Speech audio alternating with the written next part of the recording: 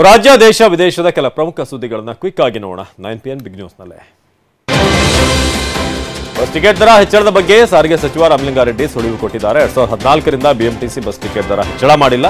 Diesel ದರ ಹೆಚ್ಚಳದಿಂದ ಹೆಚ್ಚು ಹೊರೆಯಾಗಿದೆ. 2020ರಲ್ಲಿ ಕೆಎಸ್ಆರ್ಟಿಸಿ ಸೇರಿ 3 ನಿಗಮಗಳ ದರ ಪರಿಷ್ಕರಣೆ ಮಾಡಲಾಗಿತ್ತು.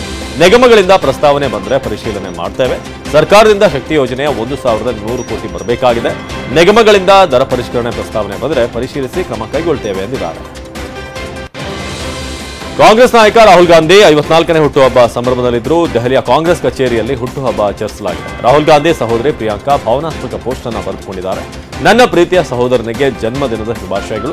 ನೀನು ಯಾವಾಗಲೂ ನನ್ನ ಸ್ನೇಹಿತ, ನನ್ನ ಸಹ ಪ್ರಯಾಣಿಕ, ವಾದ ಮಾರ್ಗದರ್ಶಿ.